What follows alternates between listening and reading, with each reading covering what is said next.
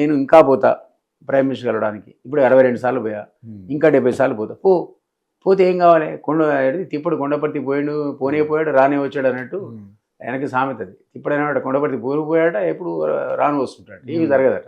ఈయన కూడా 1,32,000 కోట్ల ప్రతిపాదనలు ఇచ్చి నాకు ₹1 రాలేదంటాడు 2 ఏళ్ల తర్వాత. 2 ఏళ్ల తర్వాత రూపాయి. నువ్వన్నా మూసి ఏమవుతుంది, నువ్వన్నా హైడ్రా ఏమవుతుంది, నువ్వన్నా డెవలప్మెంటల్ ప్రాజెక్ట్స్, మీరన్నా పెట్టుబడి సంపద సృష్టి ఎట్లయితుంది. సో ఇవి కావు అనేది క్లియర్గా కేంద్రం నుంచి ఆయనకు న్యాయ పైసా రాదని తేలిపోయింది. నీ దగ్గర అదనపు బడ్జెట్ లేదు, అదనపు సంపదను సృష్టించింది లేదు. నిరుద్యోగులు అసలు రెడీగా ఉన్నారు కర్రలు పట్టుకొని కొట్టడానికి. నీకు మొహం కూడా లేదు వాళ్ళ అశోక్ అంటారు. నిరుద్యోగులు యాక్చువల్ గా నిరుద్యోగ కవాత్ ఏదో అని ఒకటి పెట్టి ఈ రోజు చేయాలి సార్, ఒకటి ప్రోగ్రామ్ చేయాలి. ఆ పోలీసులు రిక్వెస్ట్ చేశారంట, బాబు ఏదో చిన్న ప్రాబ్లమ్స్ ఉన్నాయి మనకి, ఈ 2-3 రోజులు ఆగితే మీరు తర్వాత చేసుకుంటారు, కానీ పర్మిషన్ ఇవ్వలేదంట. వాళ్ళే పోలీసుల రిక్వెస్ట్ గా స్టూడెంట్స్ చెప్తే ఆగిపోయారు. ఇంకో డేట్ ఇచ్చారు. మరి ముఖ్యమంత్రి కూడా లేడుగా, దావోస్ పోయాడు. దావోస్ ఎందుకు సార్? ఇప్పుడు మెస్సీ, ఇప్పుడు మీరు చెప్పండి సార్, మీకు ఇంత సీనియర్ కదా, పైన మెస్సీని పిలిచారు సార్, ఏం ఉపయోగం సార్? 100 కోట్లు ఖర్చు పెట్టారంటే దేనికి?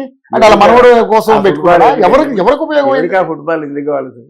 ఈవెన్ సమిట్ కూడా 100 కోట్లు పెట్టి సమిట్ పెడితే ఏమైంది? 2047 సమిట్ అది మన తెలియని వ్యవహారమా? మన తెలియని అసలు ఇన్నిసార్లు దావోస్ పోయారు అప్పటి నుంచి కూడా.